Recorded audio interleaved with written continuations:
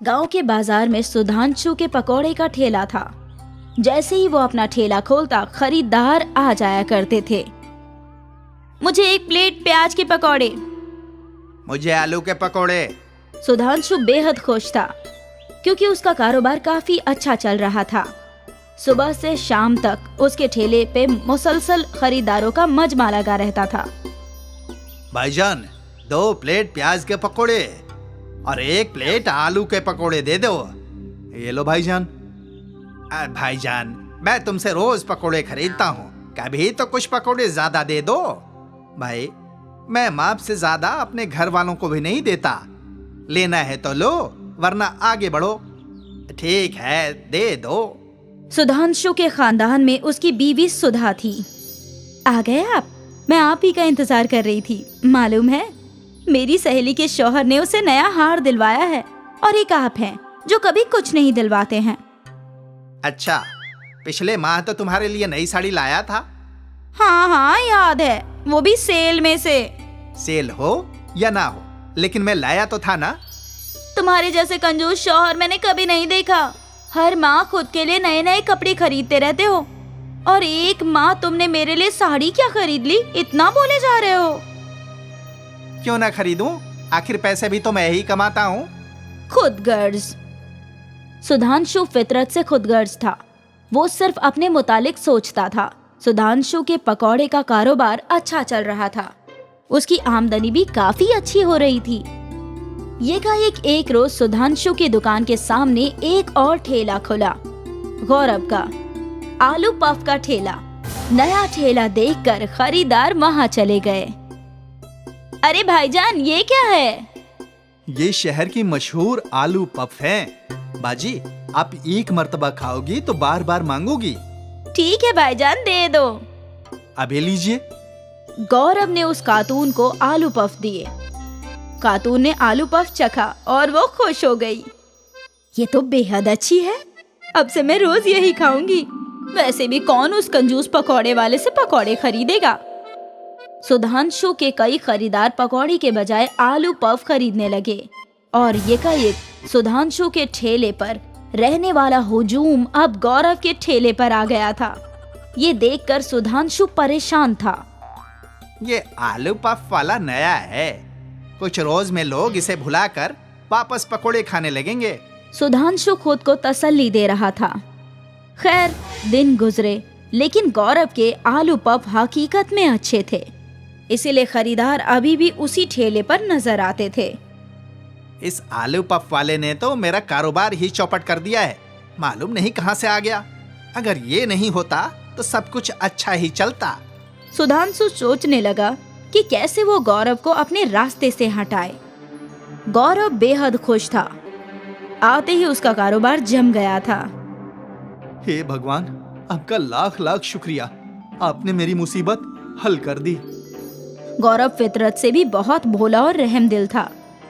जब भी उसके ठेले पर कोई गरीब आता, वो मुफ्त में उन्हें आलू पफ खिलाया करता था। गौरव की सारी हरकतों पर सुधांशु गौर फरमाता था।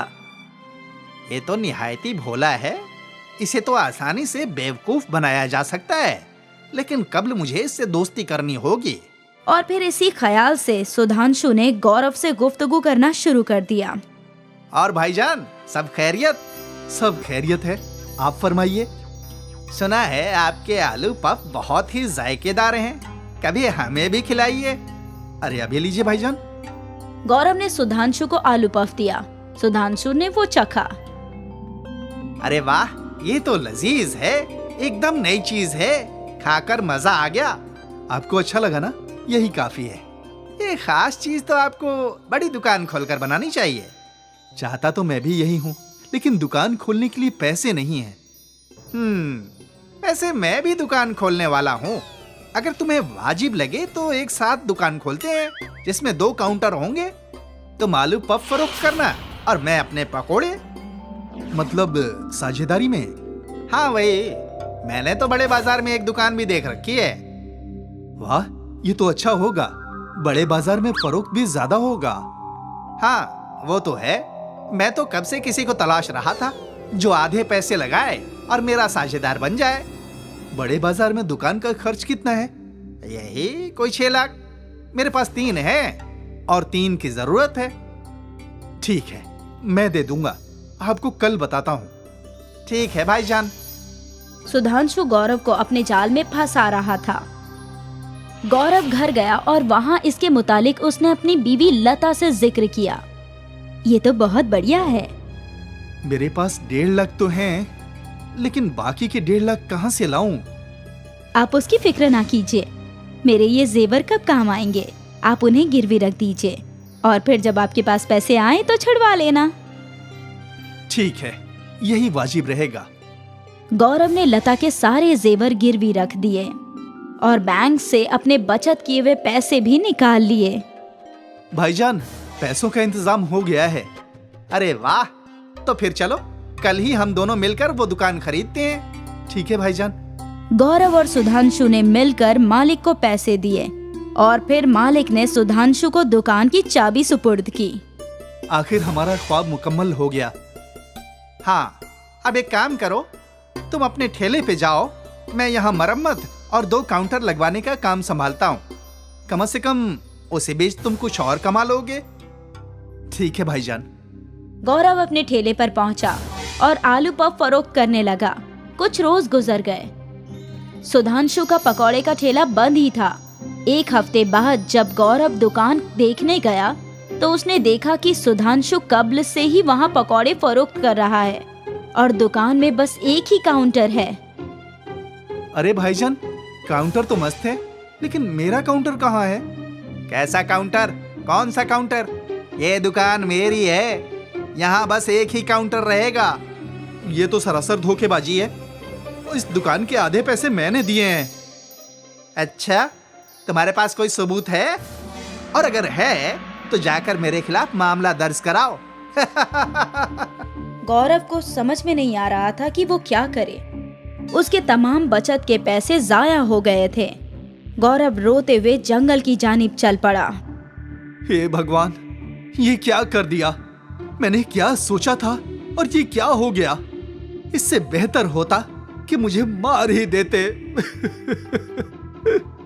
गौरव का रोना सुनकर दरखस की देवी उनके रूबरू हाजिर हुई। गौरव, तुम्हें परेशान होने की जरूरत नहीं। तुम तो एक नेक दिल इंसान हो। तुमने कई लोगों की मदद की है और वही नेकी आज तुम्हारे काम आएगी। वो कैसे? इस दरख्त की शाख में हाथ डालो, जो भी तुम्हें हासिल होगा वो तुम्हारा होगा। ठीक है। गौरव ने दरख्त की शाख में हाथ डाला तो उसके हाथ में सोने के सिक्के आए। गौरव ने मुट्ठी भर के सिक्के बाहर निकाल लिए। आपका शुक्रिया, बहुत बहुत शुक्रिया। इस सोने से मेरी जिंदगी बदल जाएगी। ख्याल रहे, नेक काम करना मत भूलना। मैं हमेशा लोगों की मदद करता रहूंगा। गौरव ने लता के जेवर छुड़वा लिए, नया घर ले लिया और एक दुकान भी खरीद ली। आखिर उसे जो भी चाहिए था वो सब हासिल हो गया। वहाँ दूसरी जानिब सुधांशु की बेईमानी की वजह से उसका कारोबार डूब गया। उसे दुकान फरोख्त करनी पड़ी और वो वापस सड़क पर आ गया। इसीलिए कहते हैं, नेकी करके खुदा से पाओ और बुरे काम का बुरा नतीजा। तारा सिंह अपने गांव में ठेले पर आलू पराठा बेचा करता था। आइए आइए, गर्मा गर्म शुद्ध डालडा घी के पराठे खाइए। मीरगंज का आलू है, किशनगंज का आटा। चक्कर तो देखिए तारा का पराठा। तारा के ठेले पर हमेशा लोगों की भीड़ लगी रहती थी।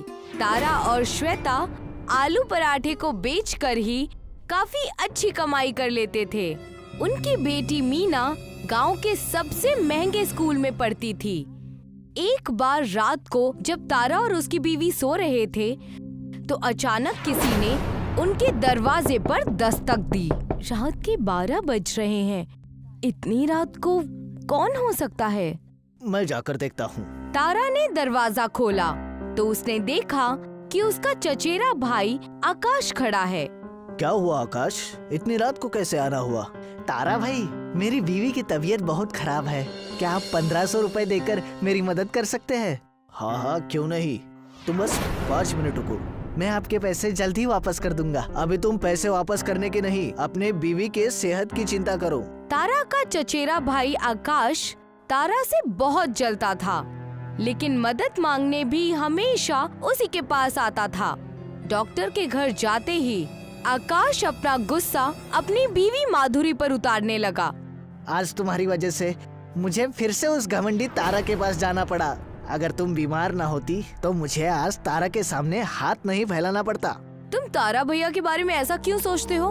वो जरा भी घमंडी नहीं है। और आज मैं बीमार हो गई तो तुम इतना चिल्ला रहे हो जैसे उनसे पैसे मांगने जाते ही नहीं हो।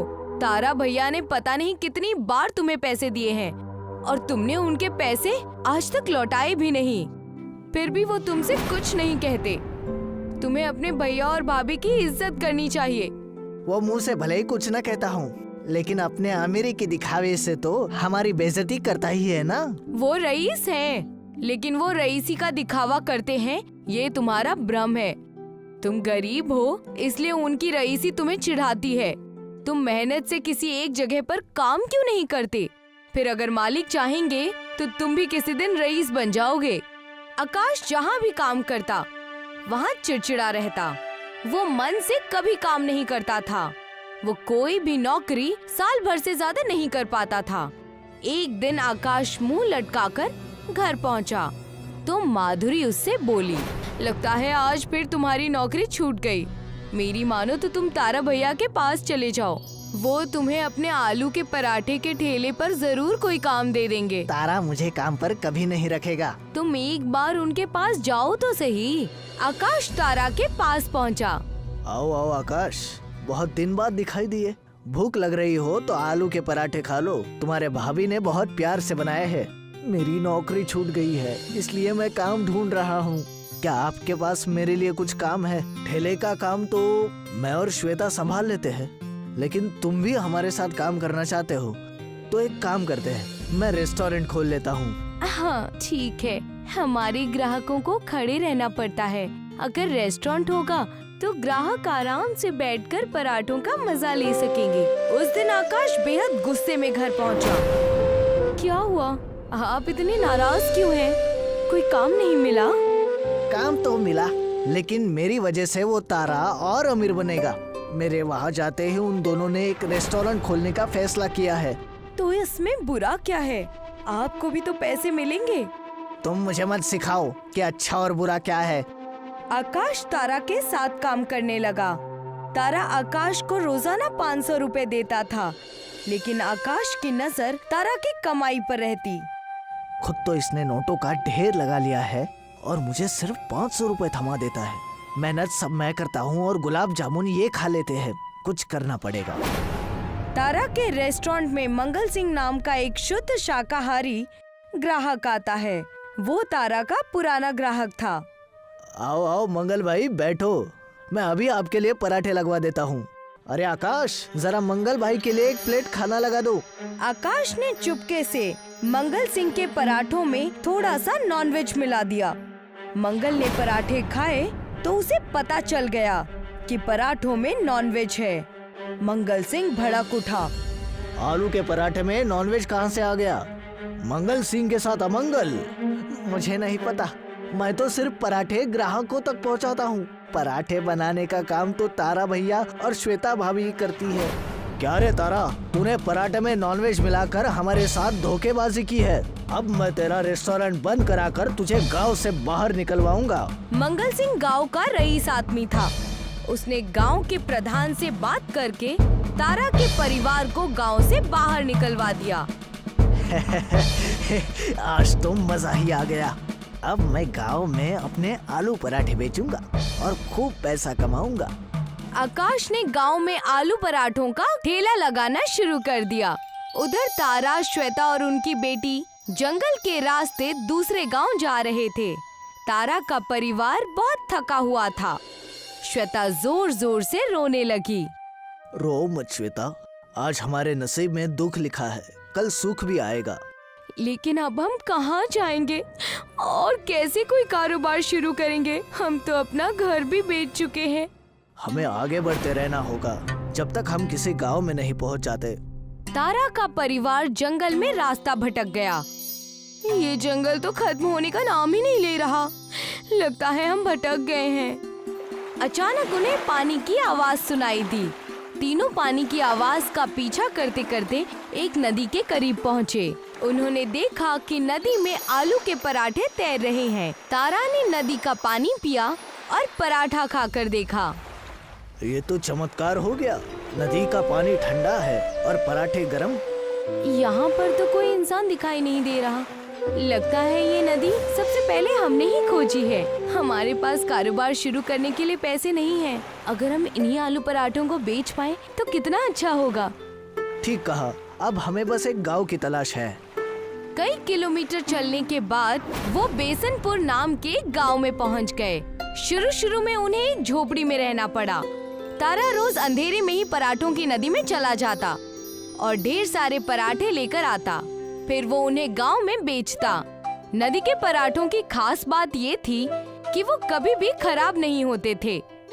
धीरे धीरे तारा की पैसों की तंगी खत्म हो गई और उसने एक मकान खरीद लिया। उधर आकाश भी अब गरीब नहीं रह गया था। उसने पराठे बेच कर मोटरसाइकिल खरीद ली थी। आज गांव के एक आदमी ने मुझे बताया कि तारा और श्वेता बेसनपुर गांव में हैं। कल मैं उनसे मिलने जाऊंगा और उन गरीबों को अपनी मोटरसाइकिल दिखाकर चिढ़ाऊंगा। अगले दिन आकाश बेसनपुर गांव पहुंचा। उसने एक आदमी से पूछा, सुनो भाई, यहाँ तारा का घर कौन सा है? तारा आलू पराठे वाले का घर वो सामने है। आकाश ने जब देखा कि तारा बड़े मकान में रह रहा है तो उसका सारा जोश ठंडा पड़ गया। वो तारा के घर पहुंचा। अरे आकाश, इतने सालों बाद तू मिलने आए। हम तो तुम्हारा कब से इंतजार कर रहे थे। और बताओ, घर पे सब खैरियत तो है? हाँ भैया, सब ठीक है। तारा भैया, आप इतने जल्दी अमीर कैसे हो गए? तुम घर के आदमी हो इसलिए तुम्हें बताता हूँ। दरअसल हमें एक आलू पराठों की नदी मिल गई है। उस नदी से मैं पराठे यहाँ गांव में ले आता हूँ और गांव में मैंने 4 रेस्टोरेंट खोल रखे हैं। उनमें मैं पराठे बेचता हूँ। क्या आप मुझे वो नदी दिखा सकते हैं? हाँ, क्यों नहीं, मेरे साथ चलो। तारा आकाश को पराठों की नदी पर ले गया। ये तो सचमुच जादू है। हाँ, सबसे बड़ी बात तो ये है कि इस नदी के पराठे कितने दिन भी रखे रहे खराब नहीं होते। अगर तुम चाहो तो तुम भी इस नदी से पराठे ले जाकर अपने गांव में बेच सकते हो। आकाश अपने घर लौट आया। क्या हुआ? आप इतने नाराज क्यों हैं? क्या तारा भाई से मुलाकात नहीं हो पाई? तुम चुप रहो, मेरा दिमाग मत खाओ। तारा को आलू पराठों की जादुई नदी मिल गई। मैंने यहाँ गधों की तरह मेहनत की और लागत लगाकर थोड़ा मुनाफा कमाया। उधर तारा ने तो कोई मेहनत नहीं की और बिना लागत के सिर्फ मुनाफा ही मुनाफा कमाया।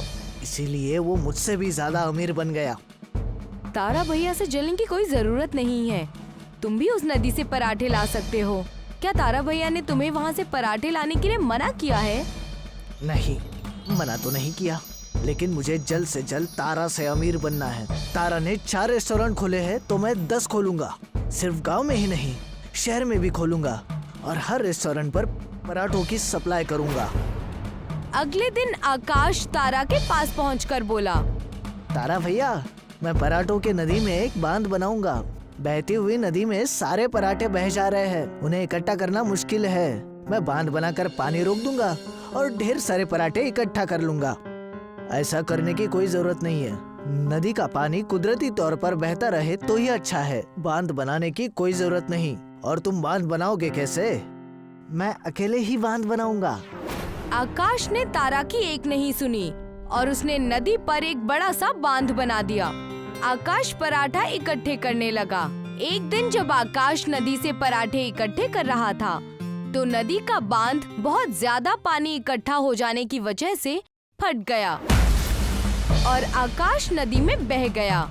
फिर उसका कुछ अता पता नहीं चला। तभी तो कहते हैं, इंसान को थोड़े में ही खुश रहना चाहिए। बहुत ज्यादा की लालच अच्छी नहीं होती। गौरव रेलवे स्टेशन के पास गोभी आलू पराठा बनाने का काम करता था। आइए आइए, गर्मा गर्म गोभी आलू के पराठे खाइए। गौरव के घर पर उसकी अम्मी, बेटी और बीवी थी। गौरव सुबह से लेकर शाम तक मेहनत करता, लेकिन फिर भी अपनी गरीबी दूर नहीं कर पा रहा था। सुनिए जी, गोभी आलू के पराठे बनाने में लागत बहुत ज्यादा आती है। आप एक काम कीजिए, आप सादे पराठे बना के बेचिए, जिससे हमारी लागत कम आएगी और प्रॉफिट ज्यादा होगा। नहीं, मैं ऐसा नहीं कर सकता। सादे पराठे खाना कोई पसंद नहीं करेगा। और फिर अब्बू भी गोभी आलू के पराठे बेचा करते थे, इसलिए मैं भी यही काम करूँगा। गौरव के पास तरह तरह के ग्राहक और उनकी तरह तरह की डिमांड होती थी। अरे भाई, मेरे पराठे में जरा गोभी आलू ज्यादा भर देना। मुझे पराठे के साथ सब्जी भी चाहिए। मुझे पराठे के साथ अचार चाहिए। मुझे पराठे के साथ नहीं चाहिए। गौरव कभी कभी ग्राहकों की डिमांड सुनकर परेशान हो जाता था। अगर आपको पराठे के साथ सब्जी चाहिए तो उसके अलग से पैसे देने होंगे। मैं अलग से पैसे नहीं दूंगा। देख रहे हो भाइयों, ये मियाँ सब्जी के पैसे अलग से मांग रहे हैं। चलो चलो, हमें यहाँ खाना नहीं खाना है। सुनिए तो, आप लोग कहाँ जा रहे हैं? रुकिए तो सही। एक दिन गौरव बहुत निराश होकर घर पहुंचा। क्या हुआ? ठेले पे लोगों की संख्या लगातार कम होती जा रही है। ग्राहक पैसे देना नहीं चाहते, लेकिन उन्हें सब्जी, अचार, दही सारे पराठों के साथ उन्हें चाहिए। चलिए कहीं बाहर घूमने चलते हैं, थोड़ा मूड फ्रेश हो जाएगा। हमारे पास इतने पैसे तो नहीं है कि किसी टूरिस्ट प्लेस पे घूमने जाएं। तुम्हारे घर ही घूमने चलते हैं। गौरव अपने ससुराल में घूमने गया, जो गांव में थी। रास्ते में गौरव और उसकी बीवी को प्यास लगी। उन्हें कहीं से बाहर गिरने की आवाज सुनाई दी। ये झरने की आवाज तो पूरब दिशा की ओर से आ रही है। गौरव और उसकी बीवी पूरब की ओर चलते गए। झाड़ियों के पार उन्हें एक बहार मिली। ये बहार तो बेहद खूबसूरत है। गौरव और उसकी बीवी ने जी भरकर पानी पीकर प्यास बुझाई और हाथ पैर भी धोए। जब वो चलने के लिए तैयार हुए तो उन्हें किसी के कराहने की आवाज सुनाई दी। ये कराहने की आवाज बहार के पीछे से आ रही है। बहार के अंदर घुस के देखना होगा, तभी पता लगेगा कि उस पार कौन है। लेकिन बाहर के अंदर घुसना खतरनाक भी हो सकता है। क्या पता ये किसी तरह का जाल हो। तभी बाहर में से आवाज आई, ये किसी तरह का जाल नहीं है। मेरी मदद करो, मैं एक साधु हूँ, मुझे कैद से आजाद करो। मुझे बहार के पार जाना ही होगा बेगम। अगर मैं वहाँ कैद होता तो मैं नहीं चाहता कि मुझे भी कोई कैद से आजाद करे। गौरव बहार के पार गया तो उसने देखा कि एक बाबा एक कटीले खंभे से बंधे हुए थे। बाबा की पीठ से खून बह रहा था। तुम कौन हो और यहाँ कैसे कैद हो गए? मैं सब कुछ बताऊंगा, पहले तुम मुझे कैद से आजाद करो। गौरव ने रस्सी खोल दी और बाबा आजाद हो गए। तुम्हारा बहुत बहुत शुक्रिया। मैं एक साधु हूँ और मेरे पास तिलस्मी ताकत है। मैं इंसान की मुरादें पूरी कर सकता हूँ। कुछ लोगों ने मेरा गलत फायदा उठाने की कोशिश की। जब मैंने उनकी बात नहीं मानी तब उन्होंने मुझे इस बहार के पीछे कैद कर दिया। अगर तुम्हारे पास तिलस्मी ताकत है तो खुद तुम उससे आजाद क्यों नहीं हो पाए? मैं अपनी ताकत का इस्तेमाल खुद के लिए नहीं कर सकता। ठीक है साधु महाराज, अब मैं चलता हूँ। मुझे अपने ससुराल पहुंचना है, मुझे देर हो रही है। तुम खाली हाथ क्यों जा रहे हो? तुमने मेरी मदद की है, मैं तुम्हारी क्या मदद कर सकता हूँ? अगर तुम्हारी कोई ख्वाहिश हो तो बता दो। नहीं साधु जी, मैं अपनी मेहनत और लगन से जीवन में कुछ हासिल करना चाहता हूँ। साधु बाबा से बहुत खुश हुआ और उसने मन ही मन गौरव को बहुत सारी बरकतें दी। गौरव अपने ससुराल से लौटने के बाद फिर से अपने गोभी आलू के पराठे बनाने के धंधे में लग गया। आइए आइए, गर्मा गर्म गोभी आलू के पराठे खाइए। आइए आइए। ग्राहक फिर से तरह तरह की डिमांड करने लगे। अरे भाई, मुझे पराठे के साथ सब्जी भी चाहिए। सब्जी तो नहीं है। तभी अचानक उस आदमी के पराठे में से सब्जी निकलने लगी। मुझे पराठे के साथ दही चाहिए। मेरे पास दही नहीं है। लेकिन तभी उस आदमी के पराठे में से दही निकलने लगा। मुझे पराठे के साथ अचार चाहिए। मेरे पास अचार नहीं है। लेकिन तभी तीसरे आदमी के प्लेट में से अचार निकलने लगा। सारे लोगों का दिमाग चकरा गया। ये सब क्या हो रहा है? मैंने लोगों को सब्जी, दही, अचार नहीं दिया, तो भी इनके प्लेट में तीनों चीजें कहाँ से आ गईं? तभी वहाँ वही बाबा आए जिन्हें गौरव ने बाहर के पीछे जाकर आजाद किया था। बेटा, जरा 2 पराठे लगा देना, सब्जी, दही और अचार के साथ। इतना कहकर बाबा अदृश्य हो गए। गौरव समझ गया कि ये सारा चमत्कार उन बाबा की वजह से हो रहा है। गौरव की रेहड़ी पर लोगों की भीड़ लग गई। सभी पराठे खाने के लिए वहाँ टूट पड़े। वे पराठे के साथ सब्जी, दही, अचार और जो भी मांगते वही पराठों में से निकलने लगता और थाली में आ जाता। गौरव ईमानदारी से सिर्फ पराठों के पैसे लिया करता। कुछ ही दिनों में गौरव लखपति बन गया। गौरव ने सबको सच सच बताया कि ये चमत्कार एक बाबा की वजह से हो रहा है, जिसे गौरव ने बहार के पीछे के कैद से आजाद किया था। वे बाबा बहार के पास ही ध्यान में लीन होकर तपस्या करने लगे। गौरव के बराबर में दीपक नाम का एक आदमी ठेला लगाता था। दीपक भी पराठे बेचता था। दीपक ने सोचा कि अगर वो भी गौरव की तरह वरदान प्राप्त कर ले तो वो भी जल्दी अमीर हो जाएगा। दीपक गौरव के पास गया और उसने बातों बातों में वो जगह पूछ ली जहाँ बहार था। दीपक बंदूक लेकर बाबा के पास पहुँच गया। तुम कौन हो और यहाँ क्यों आए हो? सुन बड़ाओ, मेरा नाम दीपक है और मैं गौरव के सामने ठेला लगाता हूँ। तूने गौरव को तोहफा देके बहुत बुरा किया। तुम गलत समझ रहे हो। गौरव एक भला और मेहनती आदमी है। उसने मुझसे कोई तोहफा नहीं मांगा था। मैंने उसे सुखी रहने की बरकतें दी है। समझ गए ना? मेरे सामने ज्यादा बड़बड़ मत कर बुड्ढे।